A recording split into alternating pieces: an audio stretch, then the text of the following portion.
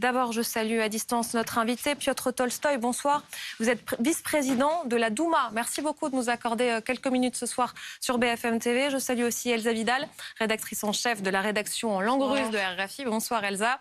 Bonsoir Ulysse Gosset. Bonsoir Aurélie. On va écouter Vladimir Poutine, donc, lors de son discours, qui était encore une fois très offensif et très anti-occidental. Les élites occidentales ne cachent pas leur objectif d'infliger, comme elles le disent, une défaite stratégique à la Russie. Pour nous, qu'est-ce que cela signifie? Cela signifie en finir avec nous une bonne fois pour toutes. C'est-à-dire qu'ils ont l'intention de transformer un conflit local en une confrontation globale. C'est ainsi que nous le comprenons et nous réagirons en conséquence. Bonsoir Piotr Tolstoï. Ce n'est pourtant pas du tout ce que dit la France. Vous n'êtes sans doute pas passé à côté des propos d'Emmanuel Macron qui veut la défaite de la Russie sans l'écraser. C'est ce qu'il a précisé ces dernières heures. Pour lui, ça ne se terminera pas militairement. Est-ce que vous pensez la même chose? Non, pas du tout, parce que je ne crois pas que les espoirs de l'Occident sur la défaite sont réalistes.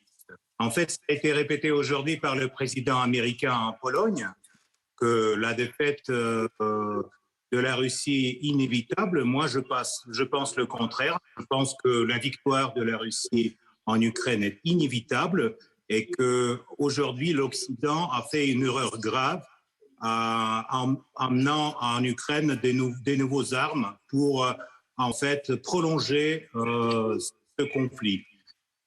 Poutine a dit qu'une chose, à mon avis, très importante, plus les armes de longue portée on apporte en Ukraine, plus loin on ira pour assurer notre sécurité. Donc, moi, je ne crois pas du tout de la défaite. Et M. Macron qui dit qu'il faut communiquer avec la Russie, il rend simplement compte que la Russie, c'est le plus grand pays de l'Europe.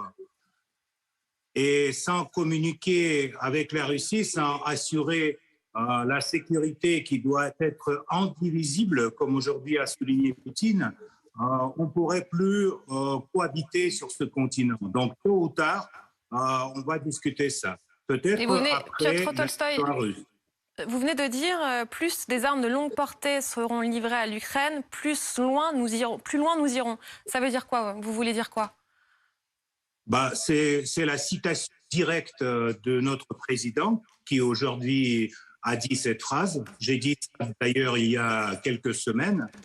Cela veut dire que plus vous donnez des armes aux Ukrainiens, là les chars, après les avions, après les systèmes artillerie, donc plus loin, on devrait aller sur le territoire ukrainien pour assurer notre sécurité. À partir de quand la fin de la guerre pourra-t-elle s'imposer? À partir de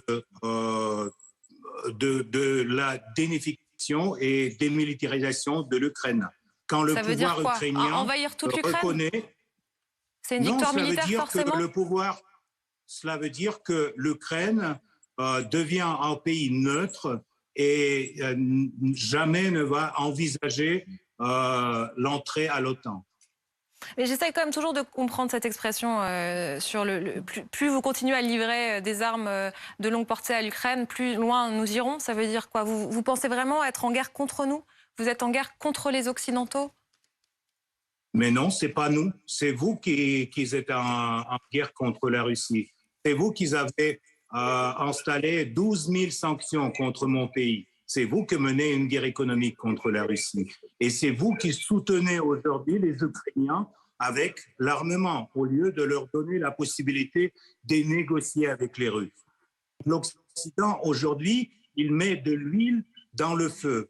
Et il continue de le mettre, d'après les récents slogans de M. Biden, qu'on va gagner sur le champ de bataille. Vous ne pouvez jamais gagner sur le champ de bataille contre la Russie. L'histoire s'est déjà prouvé en 1812 et en 1945. Ça fait réagir Elsa Vidal. Plus précisément, ça me fait rire en fait parce que la Russie a été le premier pays occidental à perdre contre un pays asiatique. Ça a même entraîné un changement de régime. Donc des défaites de la Russie, il y en a eu. Des invasions successives et couronnées de succès de la Russie, il n'y en a pas eu. Mais personne ne parle de vous envahir. Moi, j'ai une question. Le président russe a parlé essentiellement de l'Occident et finalement de la décadence de l'Occident dans son discours, présentant la Russie comme un pôle de résistance à cette décadence. Moi, j'aimerais savoir pourquoi vous avez envoyé votre fille faire des études à Yale et pourquoi elle a dit que le Vyshka, donc l'école supérieure d'économie ou l'école de journalisme russe, c'était vraiment pas très bien, que Yale c'était super et vous avez cru bon de devoir la défendre et de défendre son patriotisme en 2017. Écoutez, d'abord, ma fille n'a jamais fait les études aux États-Unis. Elle a passé là-bas pour 2 semaines et c'est vrai qu'elle a été impressionnée par le système américain, par l'université, par l'atmosphère, etc. Mais elle a terminé son université ici à Moscou et donc elle a choisi cette université.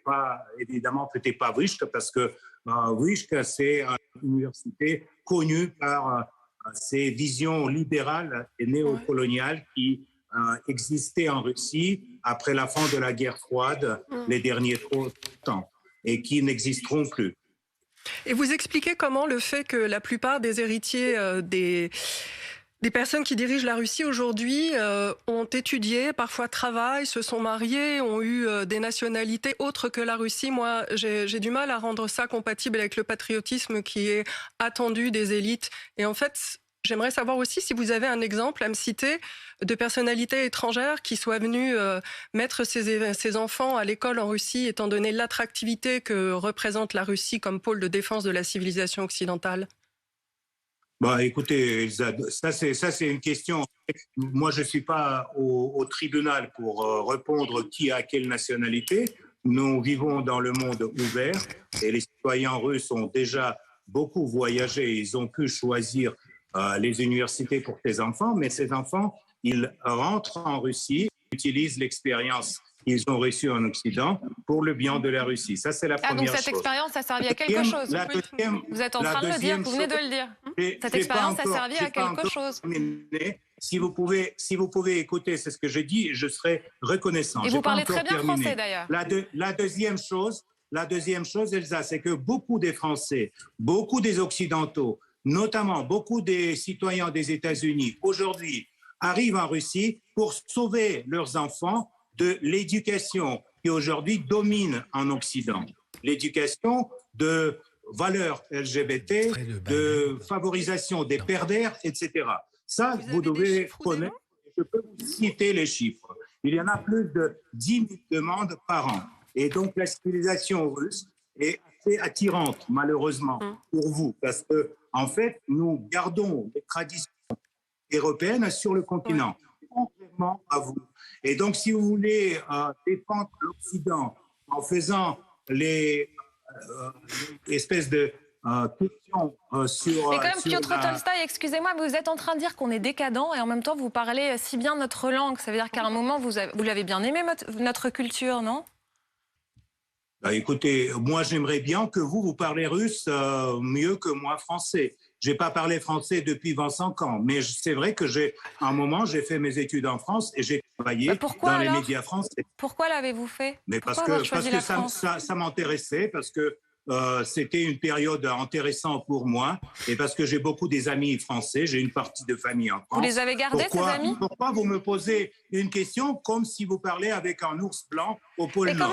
Mais non, mais vous entendez, vous êtes en train de dire qu'on est décadent. D'ailleurs, Vladimir Poutine dit que la pédophilie devient la norme aujourd'hui en Occident. Ça sort d'où ? Vous qui avez des amis en France, vous pouvez lui dire que c'est n'importe quoi, ça. Mais vous avez écouté BFM qui... juste avant notre séquence, a parlé de pédophilie en France. Aucun rapport. Aucun rapport. Ça n'a aucun rapport. Bien sûr, aucun rapport. On parle d'une enquête judiciaire sur des soupçons. Vous parlez de l'affaire Pierre Palmade, ça n'a aucun rapport avec la phrase de Vladimir Poutine. Il parlait de Pierre Palmade tout à l'heure, Vladimir Poutine, dans son discours. C'est pas la première fois qu'il le disait, franchement, un peu de bonne foi. Vladimir Poutine a parlé de l'hypocrisie occidentale. Ça, c'est vrai. Il a parlé de l'hypocrisie dans les relations internationales. Quand l'Occident a promis à la Russie de ne pas élargir l'OTAN, au moment quand on a retiré les troupes de l'Allemagne, quand on a fait une simulation des négociations au moment de Minsk, quand votre ministre des Affaires étrangères, à l'époque Laurent Fabius, a signé avec les 2 autres ministres les garanties au président ukrainien avant le coup d'État de 2014. Et c'est à partir de ce coup d'État qui a commencé la guerre en Ukraine. La Russie est en train de le finir. Et ce n'est pas la Russie qui a commencé cette guerre. C'est vous, les Européens, avec votre hypocrisie agressive, avec l'OTAN. C'est la Russie qui a envahi l'Ukraine. Dans son histoire, l'agression contre la Yougoslavie, et avec votre absence du moral, ni dans les relations publiques, ni dans les relations internationales, c'est vous qui aujourd'hui demandez pourquoi Poutine est contre vous. C'est assez marrant. Piotr Tolstoï, je vais donner la parole à Ulysse Gosset, puis à Elsa. On écoute Ulysse. Oui, bonsoir, monsieur le député. Aujourd'hui, à Varsovie, le président des États-Unis a dit, 1 an après le début de la guerre, l'Ukraine reste libre et indépendante. C'est-à-dire, en fait, que la Russie n'a pas réussi à atteindre ses objectifs. Qu'est-ce que vous répondez à Joe Biden ? Bonsoir, monsieur le journaliste. Je réponds à Biden que vous connaissez, il est un peu bizarre, il ne sait pas où aller souvent, mais cette fois-ci... Non, mais soyez sérieux dans la réponse. C'est le président des États-Unis qui dit « l'Ukraine est indépendante et libre ». Qu'est-ce que vous lui répondez ? Je suis sérieux au maximum. Si vous ne m'interrompez pas, alors ça serait génial. Parce que malheureusement, je ne suis pas pas d'attaque personnelle sur les individus. Je vous parle du fond. Je vous parle du fond, pas des attaques personnelles. On ne passe pas sur les individus. On sait que monsieur président américain, parfois, ne sait pas où il est. Mais cette fois-ci, il a compris qu'il est à Varsovie. Et il a dit, encore une fois... la liberté, la liberté, la liberté, la Russie a perdu. Pourquoi il a dit ça, je ne sais pas. Parce que la Russie n'a pas perdu, parce qu'on n'en sait rien par rapport à ce qui nous attend dans les années à venir. Et je ne crois pas que M. Biden restera le président des États-Unis au moment de la fin de la guerre de l'Ukraine. Alors, il a dit autre chose. Il a dit cette guerre est une guerre choisie, c'est le choix de Poutine d'avoir fait cette guerre. Et ça peut être aussi le choix de Poutine de l'arrêter. Il suffirait d'un mot pour arrêter la guerre.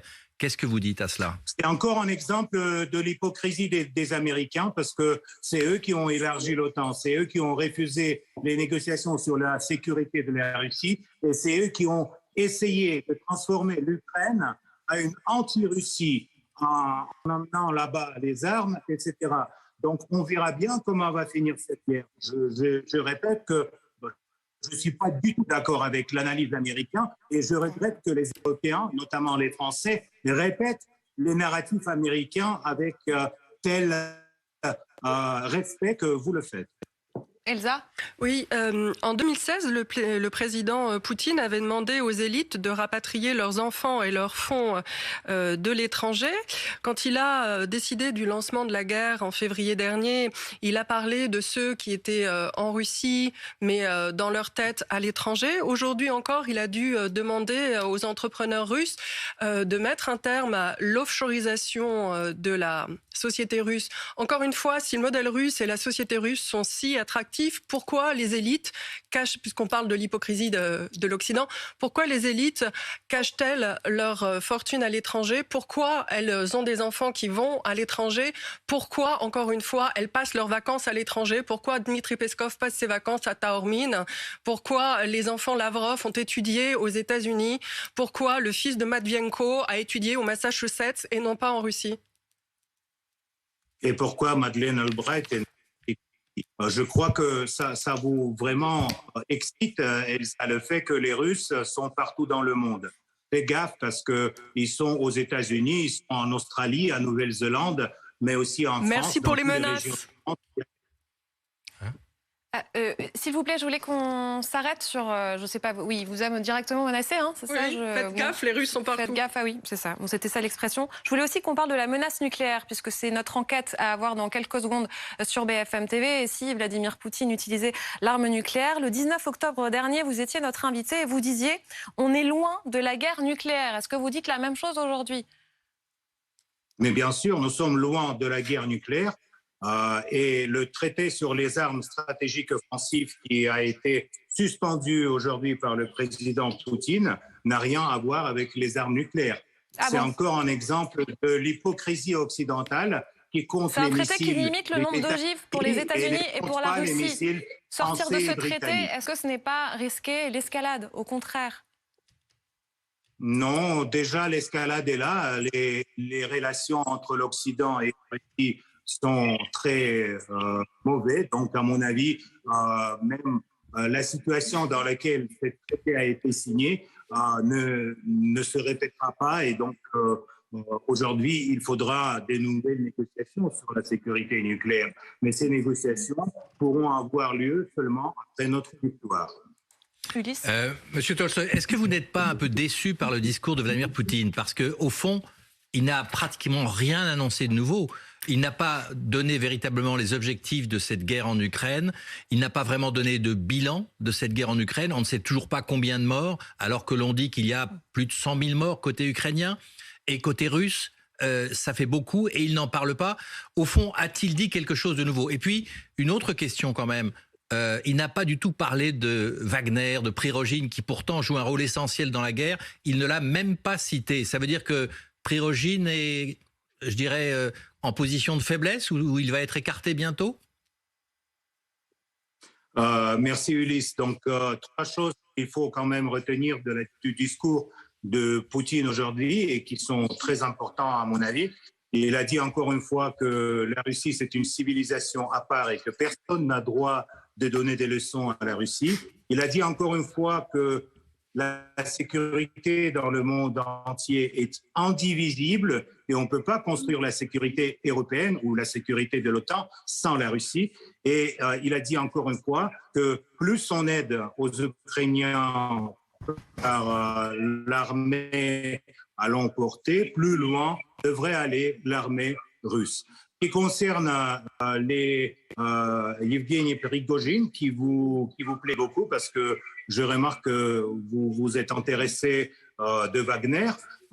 Il est en train d'encercler Bakhmout et bientôt on aura encore les nouvelles sur ces Mais pourquoi Poutine n'en parle pas? sont... Pourquoi Poutine n'en parle pas? Il n'était même pas là, Prigojine. D'ailleurs, ni Kadyrov ni Prigojine n'étaient au Kremlin. C'est curieux pour des alliés aussi importants dans la guerre. Et pourquoi vous croyez que Prigojine a un poste qui lui permet d'être assis devant le président Poutine lors de son adresse à la nation? Il n'est pas un régiment bénévole qui aujourd'hui est en train de battre les Ukrainiens à Bakhmout. C'est pas quelqu'un qui vous un peu, à mon avis, augmenter son rôle dans votre théorie conspirologique sur le Kremlin et sur Prigojine. Et on va s'arrêter là. Vous inquiétez pas. Merci beaucoup. Merci Elsa, merci Ulysse, merci Piotr Tolstoï.